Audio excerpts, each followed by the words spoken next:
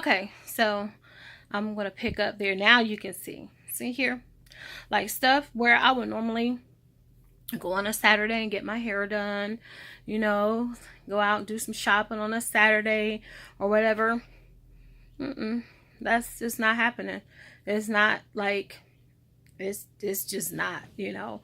And so now I'm to the point where I will pay somebody to come here to the house to do my hair. I don't care if I had to pay extra or pay whatever.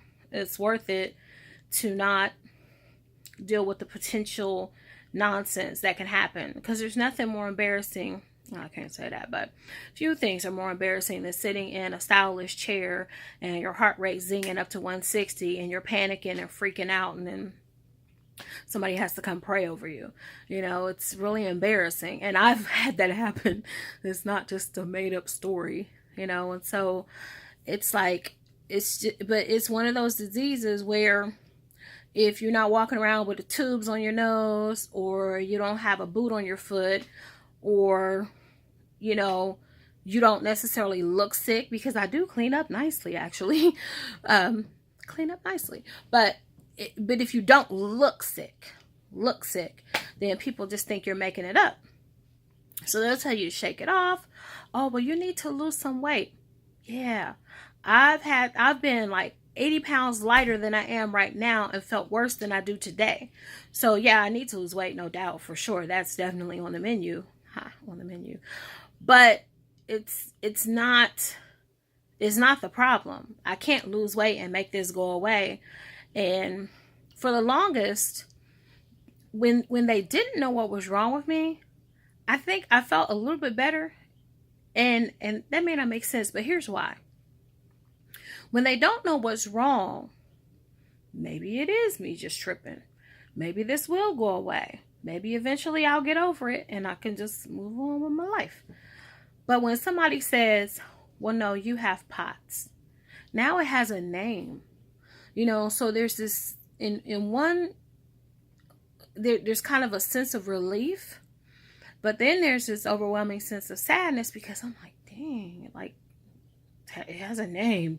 I have something, you know. For the longest, I was like, well, I don't have any disease. I don't have diabetes. I don't have this. I don't have that.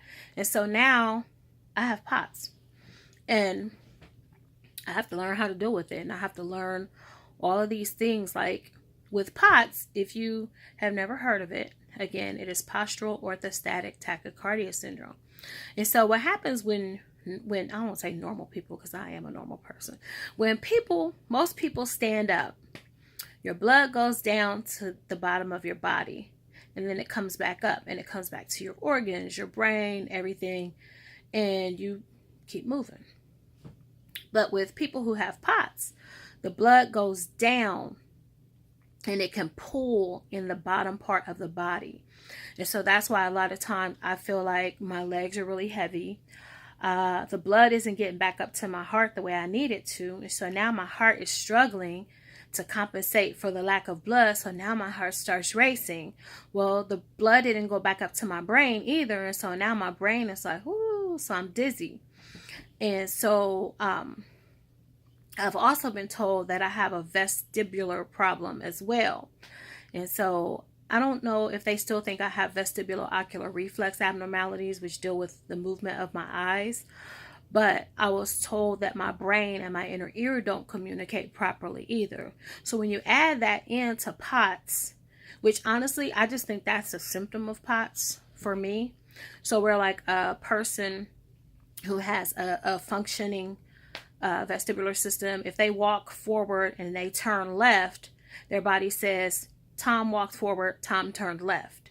But with this situation, the body says, Tom walked forward, Tom turned left. Tom turned left, Tom turned left, Tom turned left. So you get that spinning sensation, because the brain doesn't know, okay, I turned left and I stopped moving. So there is a lot to this. There are a lot of symptoms that come with it. The medication is crap. Medication a lot of times makes you feel worse than the illness itself. And that's another thing about the young lady restoring my health, or restoring your health. She has stopped taking all medication for her POTS. And I want to say I commend her. I can say I get it. I get it. And it's, I do commend her, because she knows her body, she knows what she's doing, she knows how her body reacts to things, and so she's just going it alone without the extras. And so it's seeing her video, when she was out in the yard, she went up to, I think she topped out at like 176. And I said in her comments, I said, you know, I think it's really dope that you're just so cool. Because she was just so laid back, and she was just talking to the camera like, and see, and now I'm walking back into the house, and I sat down now. Okay, now I'm at 130. And she was just so chill. But see, for me, because I have this anxiety combination, when my heart races, I freak out. Well, since watching her video, it has given me a sense of calm. So when my heart races, I try to talk to myself with more positive self-talk, because, you know, I'm one of those Murphy's Law worst case scenario people. So when my heart rears up, I'm just like, up, you are about to die. This is it. This is the one time. If you don't go to the hospital, you better get in the car and go. But it's always the same thing. And so I've got to the point where I'm just like, F it. You know, if I'm going to go, then just go. Just do it, whatever. I'm just tired. I'm tired of going to the hospital. Tired.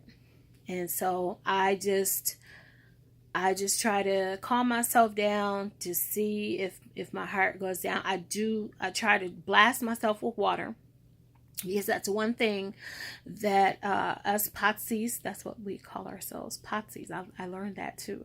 POTSIEs have to have more water than the average person.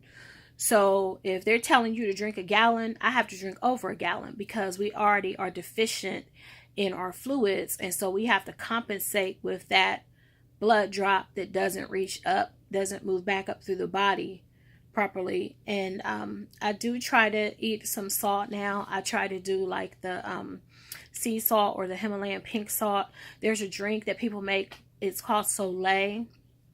And you use orange juice, Himalayan pink salt, and cream of tartar. I haven't tried it yet. That's one of the cocktails. And then the Soleil is basically where you mix the Himalayan pink salt with water, and you let the salt dissolve, and then you mix the water, the Soleil, with your water and drink it. So I did buy a bag of Himalayan pink salt. After I bought it, I looked on Amazon, and everybody said that there's a lot of like rocks in it, I guess, like actual rocks from where they mined it. So we'll see how that goes. I'm going to try that. But yeah, I was sitting here and I've been looking at all of these videos about POTS, and I thought, why not make your own video on POTS? It's not cute. There's no production. My hair needs to be done. It hasn't been done in forever. It hasn't been collared. I look a mess. But this is real. This is real life. This isn't perfectly angled Facebook shots with the filter and all my little foo-foo. This is the real deal.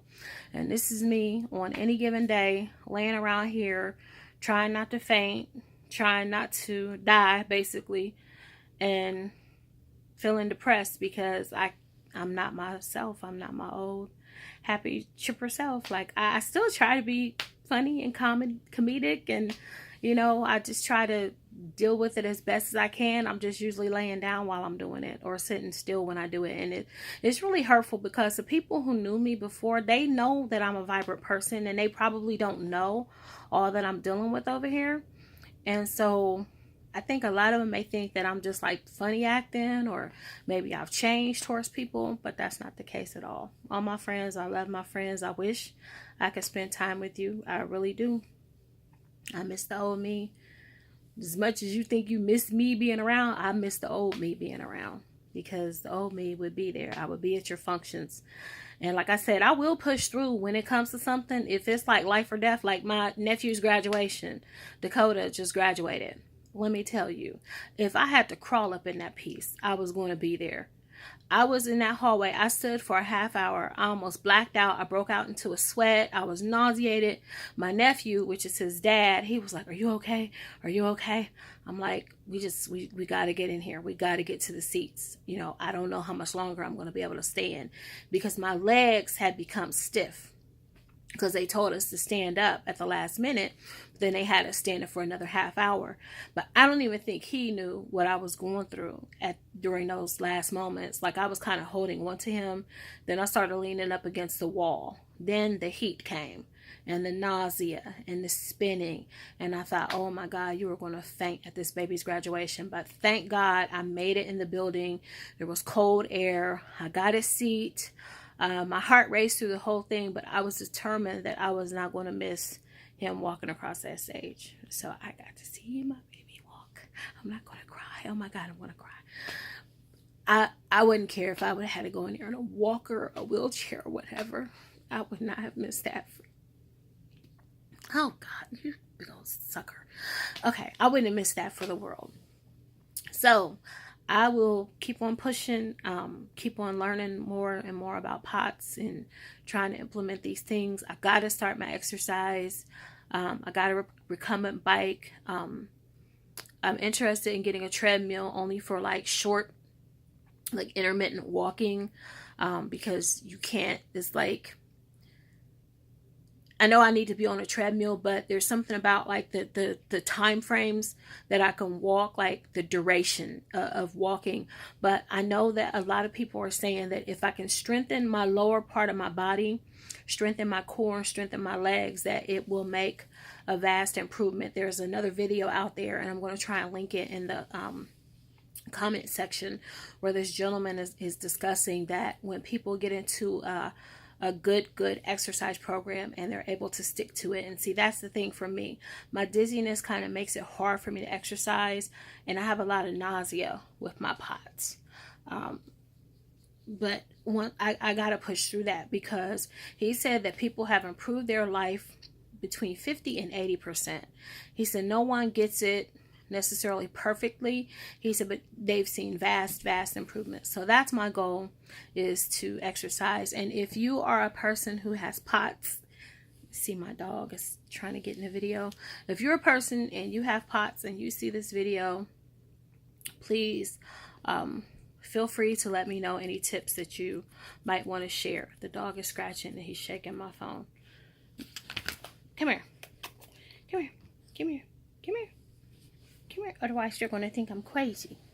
See, this is my doggy. His name is Max. Say hi. Say hi, Pooch. This dog, he has really been very helpful for me. It's like he knows when I'm sad or when I don't feel well, and he sticks close. So, let me tangent, sorry. If you have any tips for me regarding POTS, anything that you think I should be doing, feel free. You can catch me on Facebook, simply Sunshine Making a Lot of Noise. You can inbox me there. I would really appreciate it, because even though I was diagnosed in 2016, I am just now learning about POTS. I had no idea. So thanks for watching the video, and like and subscribe.